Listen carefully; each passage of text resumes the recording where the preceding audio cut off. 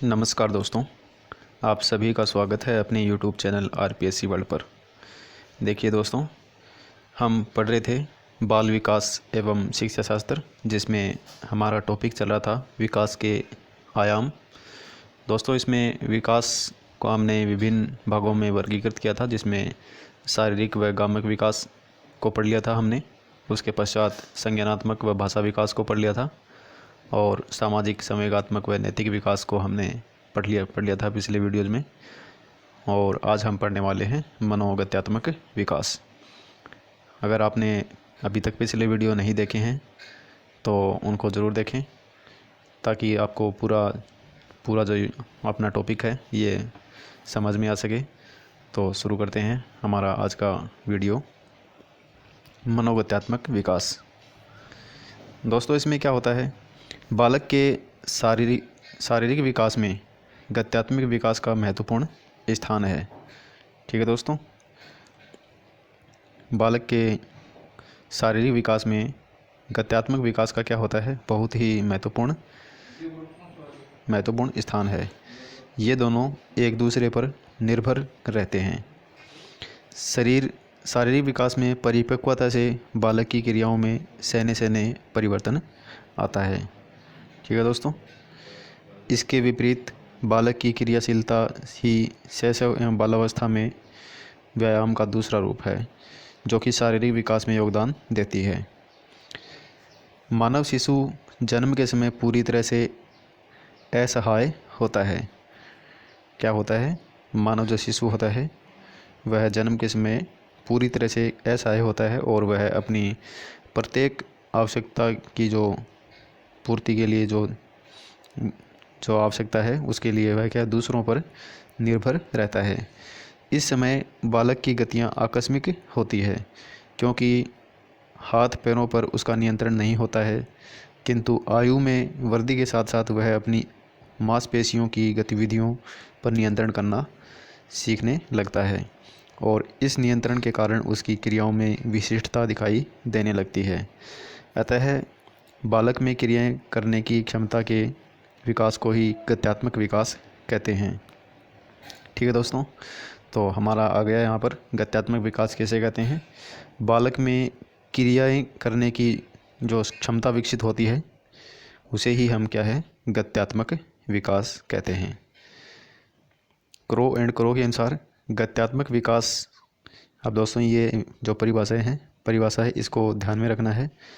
Crow and crow के अनुसार गत्यात्मक विकास से आशय उन शारीरिक क्रियाओं से जो नाड़ियों एवं मांसपेशियों के समन्वय द्वारा संभव होती है। तो ऐसी क्रियाएं जो नाड़ियों और मांसपेशियों के समन्वय से की जाती है उसे हम गत्यात्मक विकास कहते हैं। गत्यात्मक विकास की विशेषताएं, अब गत्यात्मक विकास है, इसकी विशेषताएं कौन कौन सी है इनको देख लेते हैं। तो इसमें पहली है क्रमबद्धता। पहली कौन सी है, क्रमबद्धता है। पहली क्रमबद्धता है। इसमें क्या है, बालक का विकास आकस्मिक रूप से नहीं होता, परंतु उसमें क्रमबद्धता पाई जाती है। ठीक है दोस्तों, तो बालक का विकास है वो एक क्रम में पाया जाता है। यह आकस्मिक रूप से विकास नहीं होता है, अचानक से कोई विकास नहीं होता है। यह धीरे धीरे सैन्य विकास होता है और इतना धीमी गति से होता है कि हमें पता भी नहीं चलता कि उसमें विकास कब हो गया। तो इसमें बहुत ही सैन्य विकास होता है धीरे धीरे। इसके संबंध में दो सिद्धांत हैं। अब विकास है, इसकी जो क्रमबद्धता है किस क्रम में होता है, इसके दो सिद्धांत हैं। पहला है सिर से पैर की ओर का सिद्धांत। कौन सा है, सिर से पैर की ओर का सिद्धांत। इसके अनुसार विकास का क्रम सिर से आरंभ होता है और उसके बाद भुजाओं, हाथ, धड़, पैरों का विकास होता है। ठीक है दोस्तों, ये हमने पिछले वाला टॉपिक था उसमें हमने देखा था कि विकास का जो क्रम है वो सिर से पैर की ओर होता है। तो सबसे पहले जो सिर वाला हिस्सा है उसका विकास होता है उसके बाद जो भुजाएं होती है उसका विकास होता है, उसके बाद में हाथ होते हैं, हाथों का विकास, फिर धड़ का विकास होता है, और अंत में क्या है, पैरों का विकास होता है। ठीक है दोस्तों, इस तरह से। फिर अगला देखते हैं, केंद्र बिंदु से बाहर की ओर का सिद्धांत।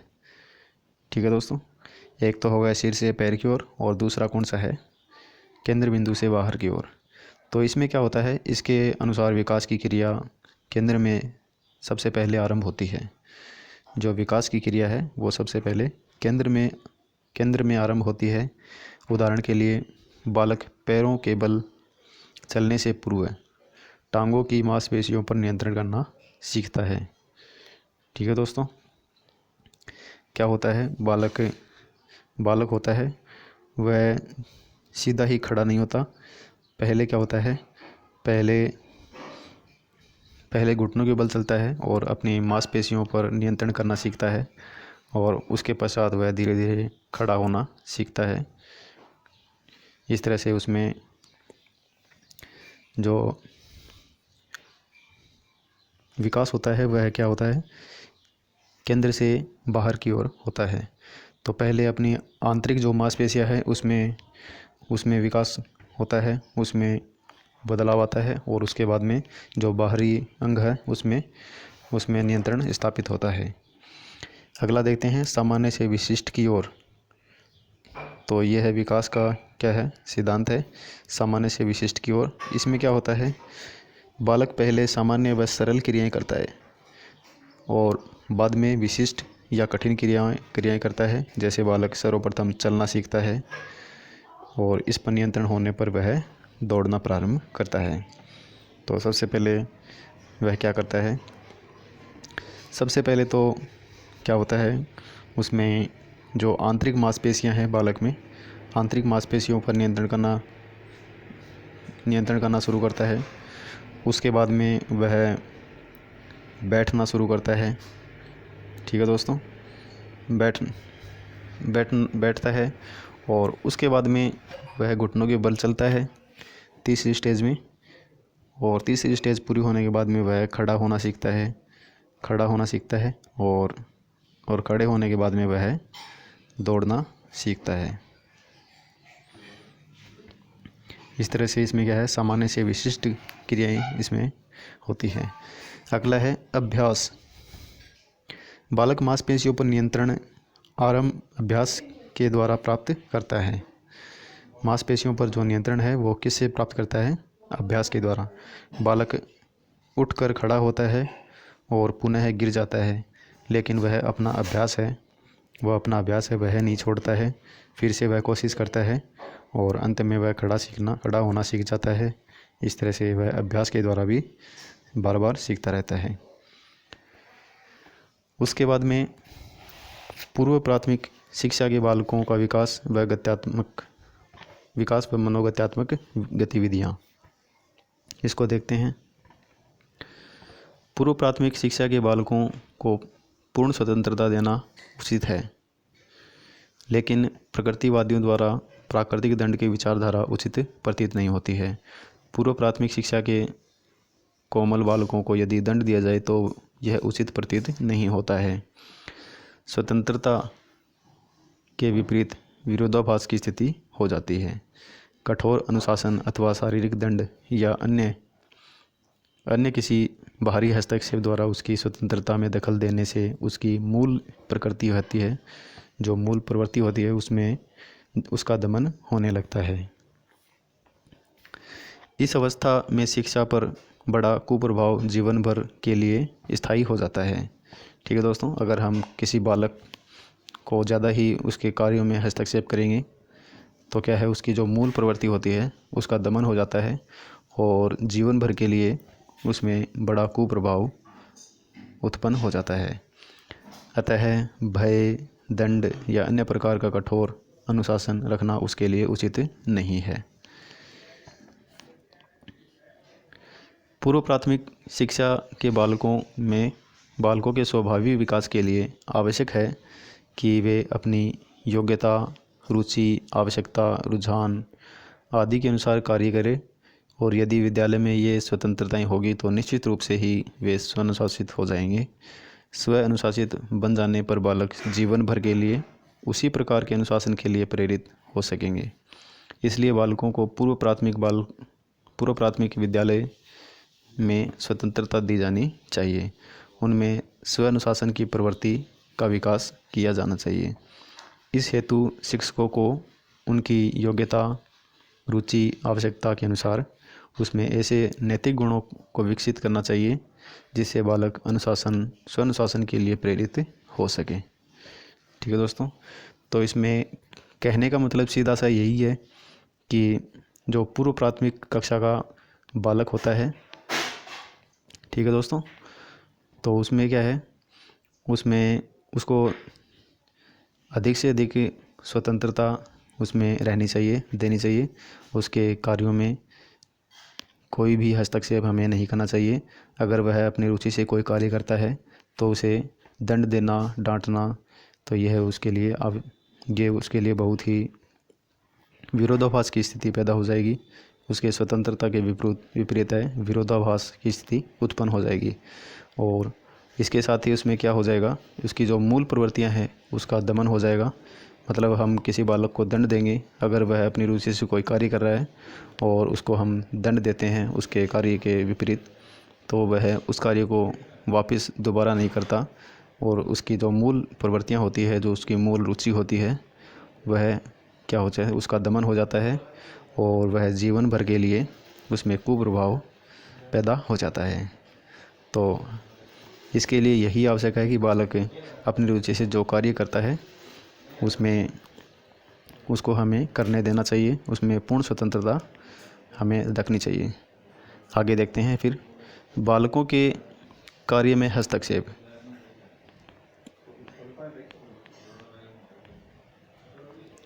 वर्तमान समय में बालक के स्वतंत्रता पूर्वक अधिगम पर बल दिया जाता है।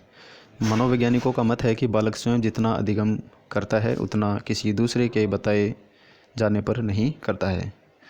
तो मनोवैज्ञानिकों ने क्या बताया है कि बालक है वो जितना स्वयं अधिगम करते हैं स्वयं की इच्छा से, उतना वह किसी दूसरे के बताए जाने पर या किसी दबाव से वह अधिगम नहीं करते हैं। ठीक है दोस्तों, आगे देखते हैं फिर हमें उसके कार्यों में अनावश्यक रूप से हस्तक्षेप नहीं करना चाहिए। बालकों के कार्यों में हस्तक्षेप की यदि दर्शन की दृष्टि से देखा जाए तो प्रकृतिवादी ने बालक को पूर्णतः प्रकृति से ही सीखने पर बल दिया है। उसने कहा है बालक किसी भी प्रकार के उपदेशों, कठोरता या हस्तक्षेप की अपेक्षा स्वतंत्रता पूर्वक अपने अनुभव या क्रियाओं द्वारा सीखता है। तो उसमें क्या है, बालक अपने अनुभव से, ठीक है दोस्तों, स्वतंत्रता पूर्वक अपने अनुभव से अपनी क्रियाओं द्वारा सीखता रहता है। अगर वह कोई गलती करता है तो प्रकृति है उसे अपने आप ही स्वयं ही दंड दे देती है। ठीक है दोस्तों, बालक के कार्यों में नियंत्रण करना ही है तो वह प्रकृति द्वारा स्वयं किया जाएगा, इसी से बालक सीखेगा। ठीक है दोस्तों, उसके स्वयं के अनुभव अधिक उपयोगी रहते हैं। हस्तक्षेप से ही उसके विकास में बाधा आ सकती है। ठीक है दोस्तों, अगर हम बालक की क्रियाएं हैं उसके विरोध में हम कोई हस्तक्षेप करते हैं तो उसके विकास में बाधा आ सकती है। आदर्शवादियों की धारणा है कि बालक पर अध्यापक के व्यक्तित्व, ज्ञान व चरित्र का प्रभाव अप्रत्यक्ष रूप से पड़ता है। जैसा आचरण अध्यापक करता है वैसा ही छात्र भी करते हैं। बालकों पर अध्यापक का अप्रत्यक्ष नियंत्रण होना चाहिए तथा उसे हस्तक्षेप कर सही दिशा में अधिगम करने के लिए प्रेरित करना चाहिए। ठीक है दोस्तों, कि कक्षा कक्ष में जैसे अध्यापक होते हैं वह जैसा आचरण करते हैं उसी तरह से बालक भी उसी के समान, अध्यापक के समान आचरण करते हैं।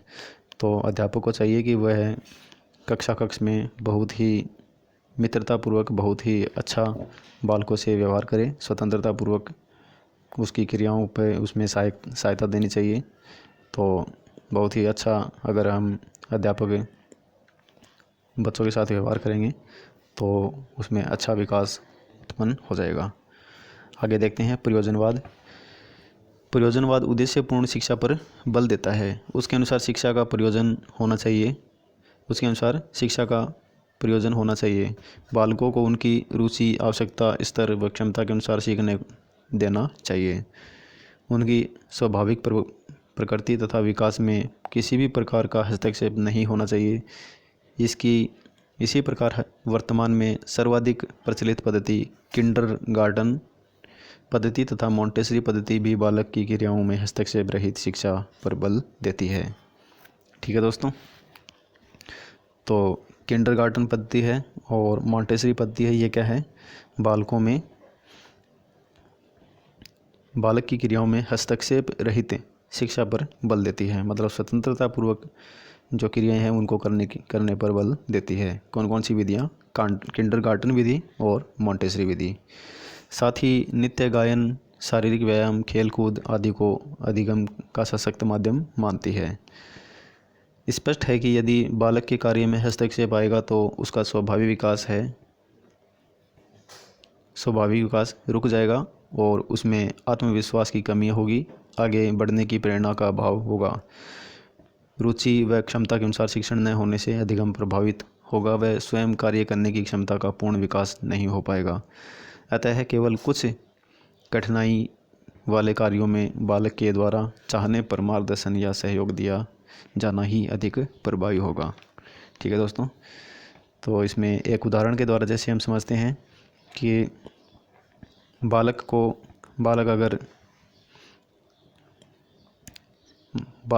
अगर किसी स्थान पर वह मान लो स्विमिंग पूल है, बालक स्विमिंग पूल में अगर तैरने की इच्छा जाहिर करता है हमारे सामने, तो हम उसको डांट कर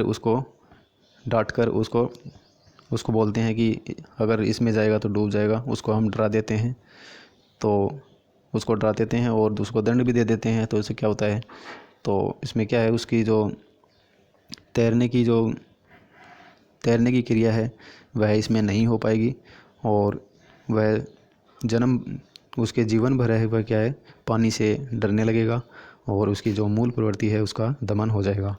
ठीक है दोस्तों, तो हमें क्या है कि जो भी उसकी इच्छाएं होती है उसको हमें दबाना नहीं चाहिए।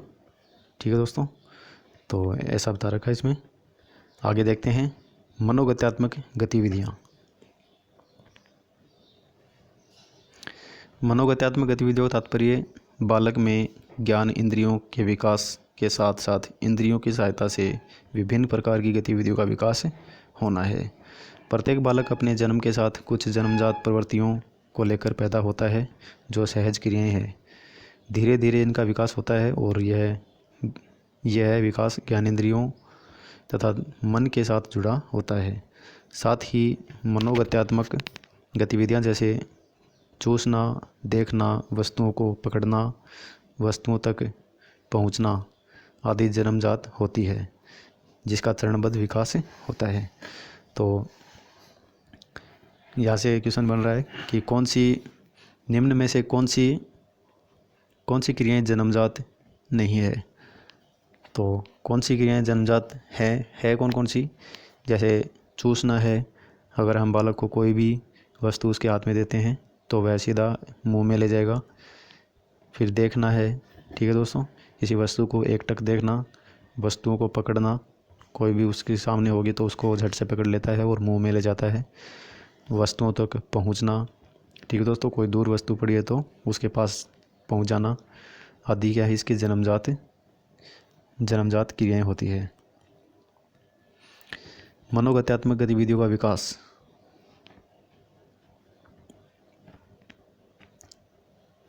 मनोगत्यात्मक गतिविधियों की एक श्रृंखला होती है जो अभ्यास द्वारा सीखी जाती है, जिसमें नाड़ियों और मांसपेशियों का संगठित कार्य करना निहित होता है।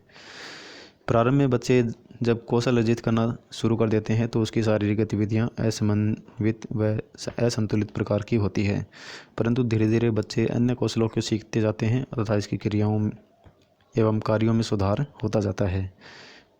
बच्चे की कार्य करने की गति भी बढ़ जाती है और कार्य की अपेक्षा कम समय में करने योग्य हो जाता है। प्रारंभिक बाल्यकाल कि महत्वपूर्ण मनोगत्यात्मक गतिविधियाँ प्राय हस्त गतिविधियाँ एवं पैर गतिविधियाँ कहलाती है। फिर देखते हैं मनोगत्यात्मक गतिविधियों के विकास को प्रभावित करने वाले कारक। तो कौन कौन से कारक हैं जो मनोगत्यात्मक गतिविधियों के विकास को प्रभावित करते हैं। तो देखते हैं, जब तक बच्चा शारीरिक रूप से परिपक्व नहीं होता है हो जाता, तब तक मनोगत्यात्मक गतिविधियों के विकास के लिए प्रशिक्षण का कोई महत्व नहीं है। ठीक है दोस्तों, अगर उसमें मांसपेशियों में, नाड़ियों में अगर कोई उसमें परिपक्वता ही नहीं आती है तो हमें उसको प्रशिक्षण देना क्या है, व्यर्थ होगा। तो जब उसमें परिपक्वता आ जाए तभी हमें उसको प्रशिक्षण देना चाहिए। अर्थात संबंधित नाड़ीय मांसपेशी रचना का विकास किसी मनोगत्यात्मक गतिविधियों को सीखने में आवश्यक होता है। अतः मनोगत्यात्मक गतिविधियों के विकास के लिए परिपक्व एवं सीखना दोनों महत्वपूर्ण है। बालक के मनोगत्यात्मक गतिविधियों के विकास को निम्न कारक महत्वपूर्ण रूप से प्रभावित करते हैं। अब देखते हैं कौन कौन से कारक है वो प्रभावित करते हैं। इसमें पहला है आहार एवं व्याधियाँ। तो आहार और व्याधियाँ मतलब आहार और बीमारियाँ हैं, वो किस प्रकार से प्रभावित करती हैं। बच्चों के भोजन में उसके सामान्य विकास एवं वृद्धि के लिए आवश्यक पौष्टिक तत्वों की कमी अपर्याप्त आहार कहलाता है। जन्म से पूर्व तथा प्रारंभिक शैशवावस्था में बालक को आहार यदि पर्याप्त रूप से प्राप्त होता है तो उसकी मनोगत्यात्मक गतिविधि विकास अवरुद्ध हो जाता है। तो अगर आहार है, ठीक है दोस्तों, आहार अगर अपर्याप्त रूप से प्राप्त होता है, मतलब आहार अपर्याप्त होता है, तो उसके जो मनोगत्यात्मक गतिविधियों का विकास है वह रुक जाता है। और यदि बच्चा लंबे समय तक कमज़ोर अथवा बीमार रहता है तब भी क्या है, मनोगत्यात्मक गतिविधि विकास है वो उसका प्रारंभ देरी से होता है। ठीक है दोस्तों, तो हमें चाहिए कि बालक को शैशवावस्था से ही क्या है, अच्छा आहार, ठीक है दोस्तों, संतुलित आहार और व्याधियों से दूर रखना चाहिए। ठीक है दोस्तों, आगे देखते हैं शारीरिक स्वास्थ्य। मनोगत्यात्मक गतिविधियों और कौशलों का विकास बच्चे की शारीरिक स्वास्थ्य पर निर्भर करता है। प्राय देखा गया है कि शारीरिक रूप से दुर्बल बच्चों में बैठना, खेलना, दौड़ना आदि मनोगत्यात्मक गतिविधियों का विकास देर से प्रारंभ होता है। अंधे बच्चे में मनोगत्यात्मक गतिविधियों का विकास अन्य बच्चों की अपेक्षा दुर्बल होता है। इसके अतिरिक्त शरीर रचना भी बालक की मनोगत्यात्मक गतिविधियों के विकास को प्रभावित करती है। यौन भिन्नताएं, तो यौन भिन्नताएं हैं वो किस प्रकार से प्रभावित करती है। तो ऐसे बच्चे शीघ्र मनोगत्यात्मक गतिविधियां सीख लेते हैं जिसमें अधिक शक्ति होती है। गतिविधियां सीखने में लड़कियों पे अपेक्षा अधिक तीव्र होते हैं। ठीक है दोस्तों, जो मनोगत्यात्मक गतिविधियां हैं उनको सीखने में लड़के होते हैं वो क्या होते हैं, लड़कियों की अपेक्षा अधिक तीव्र होते हैं। मतलब लड़के हैं वो शीघ्र गतिविधि करना सीख जाते हैं। इसके अतिरिक्त हस्तकारी, सिलाई, बुनाई, हस्तकला आदि में लड़कियों एवं मशीनों, तकनीकों तथा विभिन्न चीज़ों को बनाने की कला में लड़के अधिक निपुण हो जाते हैं। जो हस्तकलाएँ होती है, सिलाई, बुनाई, पाक कला आदि में यह लड़कियां निपुण होती है। और जैसे तकनीकी है, मशीन है, विभिन्न चीज़ों को बनाने में की कला में लड़के अधिक निपुण होते हैं। अभ्यास करने की स्वतंत्रता। मनोगत्यात्मक गतिविधियों का विकास इस बात पर निर्भर करता है कि बालक को अभ्यास करने के कितने अवसर दिए गए हैं। यदि माता पिता बालक को अति संरक्षण देते हैं, जैसे चोट लगने या गंदा हो जाने के भय से अधिकतर उसे गोद में ही रखते हैं। ठीक है दोस्तों, ये यहाँ पर मोस्ट है। चोट लगने या गंदा हो जाने के भय से अधिकतर उसे गोद में ही रखते हैं, तो स्वभावतः बच्चे को मनोगत्यात्मक गतिविधियों जैसे ज़मीन पर बैठना, रेंगना, चलना आदि की निपुणता प्राप्त करने में कठिनाई होती है।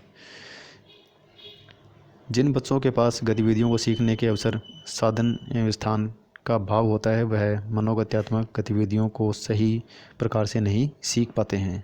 अतः बालक में गतिविधियों के समुचित विकास के लिए अभ्यास की पर्याप्त मात्रा एवं निर्देशन मिलना अत्यंत महत्वपूर्ण होता है।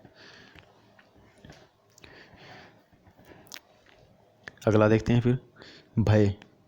भय किस प्रकार से प्रभावित करता है? भय के कारण गतिविधियों को सीखने में बाधा उत्पन्न होती है। उदाहरणार्थ, यदि बच्चे को पानी से भय लगता है तो वह तैरना नहीं सीख पाता है। ठीक है दोस्तों, तो उसके जो मन में जो भय बैठा है, डर बैठा है, उसको निकालने की हमें कोशिश करनी चाहिए शुरुआत से ही। अगर हम ऐसा नहीं करेंगे तो वह जीवन भर उसके मन में भय है पानी के प्रति, वह बैठा रहेगा। ठीक है दोस्तों, और वह कभी भी पानी के पास नहीं जाएगा।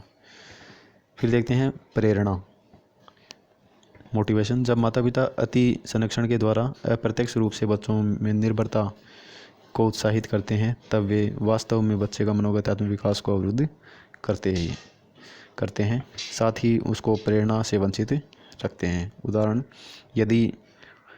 के अनुसार देखते हैं, यदि एक माँ बच्चे के स्कूल जाने के लिए तैयार होते समय उसमें स्वयं कुछ भी काम करने न देकर सारा काम स्वयं ही करती है एवं डांटती भी जाती है, तब वह बच्चे को न तो स्कूल जाने के लिए वास्तव रूप से प्रेरित करती है और न ही उसके अंतर्मन में स्वयं कार्य करने के वह स्कूल जल्दी पहुंचने की इच्छा को जागृत होने देती है। बच्चों को कार्य करने का सर्वप्रथम प्रोत्साहन माता पिता से ही प्राप्त होता है। यदि माता पिता उन्हें मनोगत्यात्मक कौशल पूर्ण कार्यों को करने के लिए प्रेरित करें तो बच्चे निश्चय ही अपने कौशल को अर्जित कर सकने में सक्षम हो जाते हैं। ठीक है दोस्तों, इसमें बता रखा है कि अगर कोई छोटा बच्चा है स्कूल जाने वाला पूर्व प्राथमिक कक्षा में, तो उसमें क्या है, अगर उसके सारे कार्य हम करते हैं, जैसे उसके कपड़े पहनना, जूते पहनाना, जुराब पहनाना, ठीक है दोस्तों, और उसके जो नोटबुक्स हैं उनको संभाल कर रखना, उसके पेंसिल को संभाल कर रखना, इस तरह के जो कार्य करते हैं, हमें एक भी कार्य उसको स्वयं को नहीं करने देते हैं, तो इसके क्या है, उसमें कार्य करने की जो कौशल है वह उसमें विकसित नहीं हो पाता है। तो वह इसमें बता रखा है कि हमें ज़्यादा से ज़्यादा कार्य करने के लिए बच्चों को मौका देना चाहिए और अधिक से अधिक उसको सक्षम करना चाहिए। फिर देखते हैं व्यक्तित्व व शील गुण। व्यक्तित्वशील गुण, इसमें क्या है, विभिन्न अध्ययनों से देखा गया कि व्यक्तित्वशील गुण बच्चों के मनोगत्यात्मक विकास को प्रभावित करते हैं। जिन बच्चों में अंतर्मुखी व्यक्तित्वशील गुण लज्जा, कायरता, निर्भरता आदि अधिक मात्रा में होते हैं, वे दूसरे बच्चों के साथ खेलने, मैत्रीपूर्ण संबंध बनाने व वार्तालाप करने से वंचित रहते हैं। फलस्वरूप वे सामाजिक समूह के सदस्य नहीं बन पाते हैं एवं शारीरिक गतिविधियों को सीखने में पिछड़ जाते हैं। फिर देखते हैं बुद्धि। मनोवैज्ञानिक पॉल बास का विचार है कि वे बच्चे सामान्यतः आगे चलकर कम बुद्धि वाले सिद्ध होते हैं जो देर से बैठना, खड़ा होना शुरू करते हैं। अर्थात ऐसे बालक अपेक्षाकृत मंद बुद्धि वाले बालक होते हैं, परंतु यह भी आवश्यक नहीं है कि यदि बच्चा मंद बुद्धि वाला हो तो उसमें मनोगत्यात्मक योग्यताओं का विकास ही न हो। यद्यपि बुद्धि एक महत्वपूर्ण कारक अवश्य है, परंतु बचपन और बाल्यावस्था में इसके अतिरिक्त बालक के मनोगत्यात्मक विकास को अन्य कारक भी प्रभावित करते हैं। प्रशिक्षण द्वारा मंद बुद्धि वाले बालकों को सिखाया जा सकता है, किंतु वास्तव में मनोगत्यात्मक गतिविधियों संबंधी कौशलों के विकास में बुद्धि एक महत्वपूर्ण कारक अवश्य है। उसके बाद में देखते हैं मनोगत्यात्मक गतिविधियों के विकास की विशेषताएं। जन्म के समय बालक के पास बौद्धिक विकास संरचना के रूप में विभिन्न प्रकार की गतिविधियां करने की दक्षता होती है, तथा जैसे जैसे वह बड़ा होता है गतिविधियों का दायरा बढ़ता जाता है एवं वैसे वैसे ही मनोगत्यात्मक गतिविधियों का विकास होता जाता है। जन्म से 2 वर्ष की अवस्था में बालक में ईगो नहीं होता है तथा इसे इंद्रिय जनित गामक अवस्था भी कहते हैं।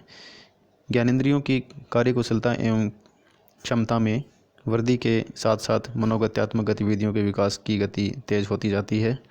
प्रारंभ में बालक संवेदना की दृष्टि से पिछड़ा होता है। उसकी ज्ञानेंद्रियाँ अधिक विकसित नहीं होती है तथा केवल भूख, प्यास, दर्द का अनुभव करने की स्थिति में होता है। उसकी दृष्टि भी स्थिर नहीं होती है। धीरे धीरे बालक में दीपक की लौ एवं अन्य रंग बिरंगी वस्तुओं की ओर दृष्टि जमाने, उनको पहचानने, विशेष अर्थ ग्रहण करने की क्षमता विकसित होती जाती है। इस प्रकार इंद्रियों का विकास, स्नायु संस्थान में होने वाला विकास ही मनोगत्यात्मक गतिविधियों के विकास में सहायक होता है। मनोगत्यात्मक गतिविधियों की विकास अवस्था गतिवाही अवस्था कहलाती है। गतिवाही अवस्था क्या कहलाती है, किसे कहते हैं? मनोगत्यात्मक गतिविधियों का जो विकास होता है वही क्या होता है, गतिवाही अवस्था होता है।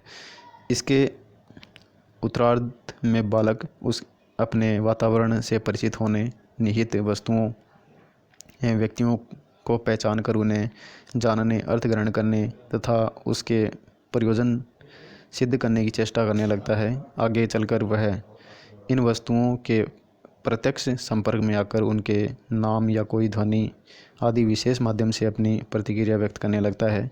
मूलतः बालक की मनोगत्यात्मक गतिविधियों का विकास उसके सर्वांगीण विकास से संबंधित होता है। तो दोस्तों, ये हमारा टॉपिक हो गया विकास के आयाम वाला। तो आज के वीडियो में इतना ही। मिलते हैं नेक्स्ट वीडियो में इसके अभ्यास प्रश्नों के साथ। तब तक के लिए जय हिंद, जय भारत।